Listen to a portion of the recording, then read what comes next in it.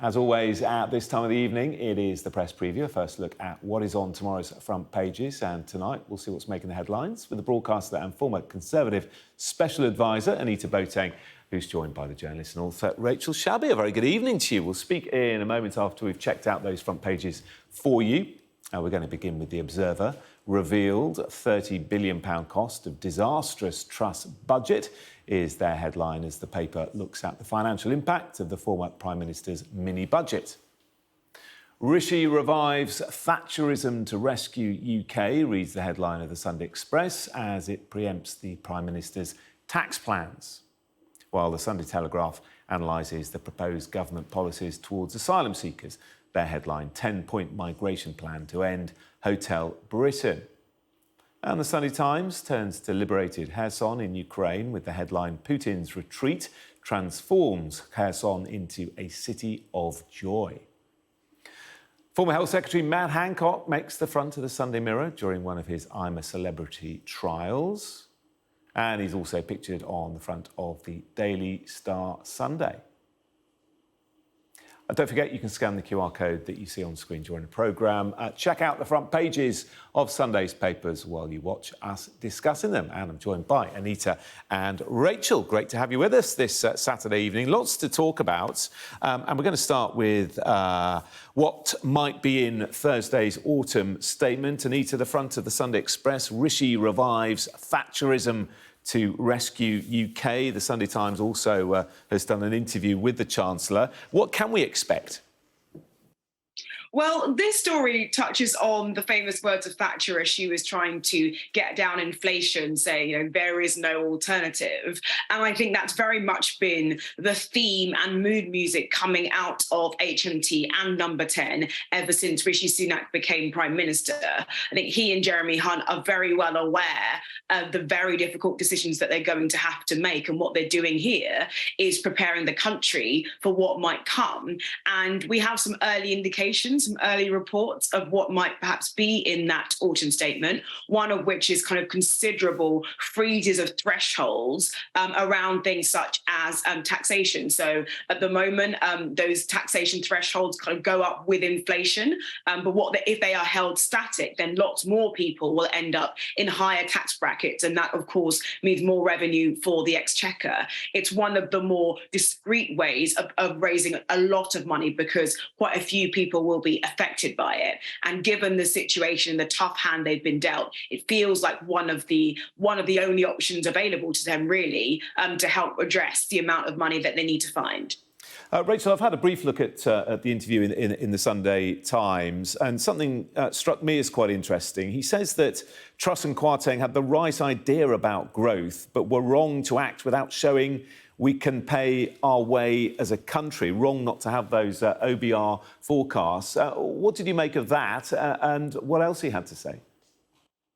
Well, I think he's alluding there to the fact that the markets reacted so badly to Trussonomics because it wasn't costed. So there was, they just didn't show their sums. And so the market panicked as a response to that. But I do think this whole narrative, it's completely false. It's unnecessary. There is an alternative. There are plenty of alternatives, and it's absolutely absurd and negligent and dangerous to plunge this country into yet another round of austerity. We cannot take another round of that. We're already broken by the 12 years of austerity so far.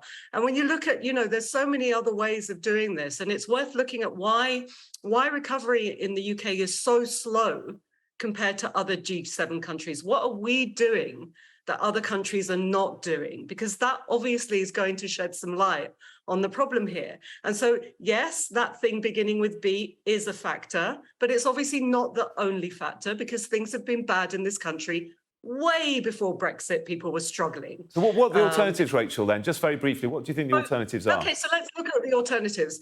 One of the things that other countries do is that they're far more relaxed about this fiscal black hole, which is quite an arbitrary thing. Progressive Economic Forum have explained, and it's been picked up by the BBC this week, that it's quite an arbitrary limit that the government has imposed on itself that other governments in Europe do not do.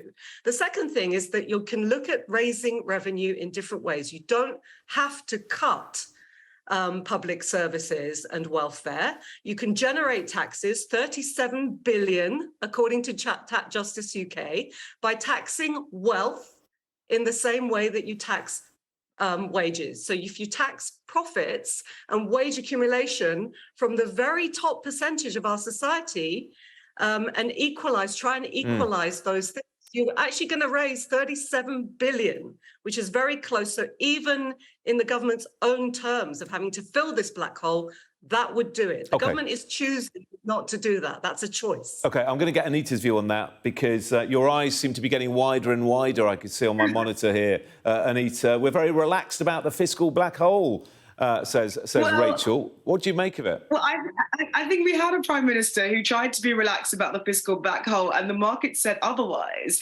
I completely accept that markets at the moment are incredibly antsy and they are looking at countries that are trying to do things differently and they're incredibly nervous about countries that are doing things differently. So I think it's an enormous gamble to be talking about having a different approach to fiscal black holes. I mean, and also on the question of wealth taxes, ultimately, you know, Rachel is left wing, is going to have that point of view. And I think actually things like capital gains tax, which is one of the things that Jeremy Hunt is rumoured to be looking at, that is a similar look at what you can do to raise revenue from people that gain a lot, who have a lot from capital gains. But the reality is that 1% of the population pay 30% of income tax. Like the tax burden is primarily carried by wealthy people and by businesses, and we crucially need business investment. One of the things I do agree with Rachel on, I'm trying to find some, is that this country has had a challenge in recovering from economic difficulties for quite a long time. It stems back to 2008, but actually it stems back further than that to some of the structural challenges around productivity in our economy. But the truth is there are no easy answers to those questions. And it is very much the reason why, for instance, the Labour Party isn't saying, look, there is an easy solution. And I think we've learned, and we should have learned from the past few months, that we should be very, very sceptical of the idea of easy solutions to how we can fund and grow our economy. OK, I want to squeeze in another couple of stories, so we're going to move on if we may. Front of the Sunday Times, remarkable scenes today, Rachel. Our correspondent Alex Rossi, the first international journalist into Kherson, he was getting hugged, soldiers were getting hugged, and you can see from the front of the Sunday Times smiles of joy on people's faces there. Yeah, it was really emotional and moving watching those scenes with Alex, as you say, on the streets of Ukraine and the incredible welcome he received. And it's just great, frankly, to have this bit of good news, isn't it? Just in general, but also in particular in Ukraine, where all we've had is just horrendous news of what people were dealing with.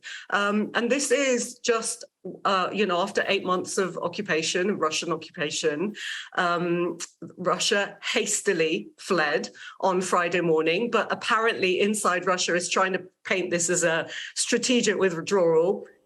Not buying it, doesn't really look very strategic when you leave so abruptly. And it's going to be a huge blow for Putin, potentially one of the biggest blows he's had to deal with. The Times is certainly painting it as such, in terms of the damage to his own reputation and standing. But as you say, wonderful to see that celebration on the streets of Kherson. And it must be just a huge relief after what people in that city have been dealing with for the past few months. Yeah, absolutely. Let's move on to the front of the Mirror. A very different story, but it's still something lots of people are talking about. The headline, Hancock hasn't got a prayer. I'm not sure the Reverend Max Drinkwater, when he made these comments, was expecting to be on the front page of the paper. What have you made, Anita, of the last sort of 48 hours of Matt Hancock in this reality show? Oh, Oh gosh, I haven't seen any of it. I've never seen it. I'm so sorry. I've not seen I'm a Celebrity, but I do think I have seen a couple of the choice clips of Matt singing in the jungle. Look, I think that it's always really challenging when you're doing a job right now and you do things like this, because even if there is a point about showing, yourself as a well-rounded individual, at the moment you are still a sitting MP. Look, I wish Matt well, but I think that this is a very, very challenging thing from the perspective of the public. And I imagine doing a show such as that, I think he'll struggle to sort of win people over. And I'm not yet sure how much has been mentioned, because I think dyslexia was one of the things that he wanted to bring up quite a lot during in the jungle and talk about his own struggles with that. I haven't seen reports yet of in-depth discussions about that. So I hope to see those in due course. Yeah, Rachel, the vicar in his constituency saying our MP has clearly neglected his constituents by going into the jungle. Yeah, I mean, it is kind of amusing to see this end up in a Suffolk vicar's sermon, right? That is just funny. But he is, the vicar, making a serious point, which is that it is neglecting his constituents. He is paid to do a job that he's clearly not doing. And I also just think this is a really disgraceful attempt to rehabilitate his reputation, which should be in tatters. And, he should be scrutinised over the many mistakes that he made, deadly mistakes, in the mismanagement of the COVID crisis, and over which many, many families across the country will feel that he never really face the scrutiny that he deserves. Yeah, he's certainly getting hauled over the coals, isn't he, by some of the other contestants in that show. OK, both, thank you very much. Coming up in a moment, we'll have a look through some of the other stories making papers and get the thoughts of Anita and Rachel. Don't go away.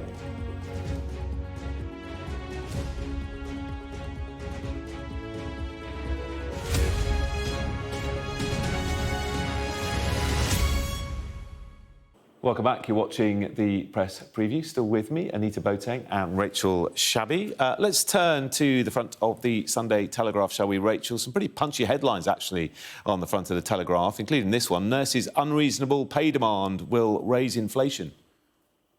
Yeah, I mean, this is according to the Health Secretary. And, it's interesting to see what nurses are asking for, and they've just obviously voted to go on strike, being described in those terms. I suspect that the Health Secretary is going to find himself distinctly out of kilter with the public mood, and particularly after the pandemic, when we saw the incredible work that nurses and other healthcare workers did in this country and how essential and valued that was. Just to put it into context, I mean, there's been 40,000 nurses who have left the profession in the last year. Burnout, too stressful, post-traumatic stress, presumably after dealing with a pandemic. 1 in 8 nurses is using a food bank. 1 in 3 is struggling to pay for food and heating.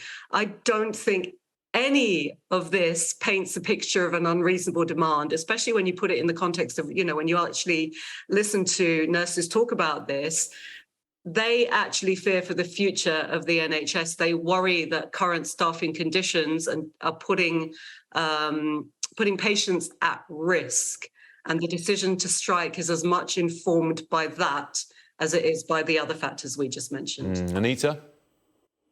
Well, I think that 17.5% is simply unaffordable. What the government is saying is it's simply unaffordable. We are in a situation where there were widespread concerns and, in fact, opposition from Labour to the increase in national insurance, which was going to, in part, fund an increase in NHS. We've talked about the turmoil we see in the markets and could continue to see unless we find a way of bringing the country back into the black in terms of fiscal rectitude, that is.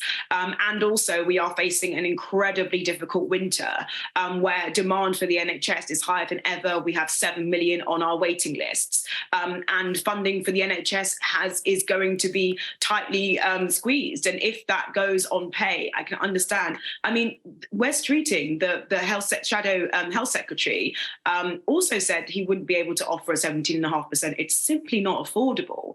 So I can completely understand why nurses themselves feel very strongly they should have a significant pay rise. I also understand deeply why the government is saying, unfortunately, we cannot afford this. And pay rises such as this would fuel inflation. I'm afraid these are just the facts. Okay. And so I really hope we see a clear resolution to this. And I do imagine the public has a great deal of sympathy, but I also know that you're in politics to make tough decisions, and these are the kinds of decisions I would expect from the health secretary. Yeah, we're approaching the end of the hour, but I do want to squeeze this in. It's sort of related, actually. It's a pay story on the front of the Observer, Rachel. And this is interesting, isn't it? People in professional occupations from working class families earn thousands of pounds a year less on average for doing the same job as their more privileged peers. That's right. This is from the Social Mobility Foundation.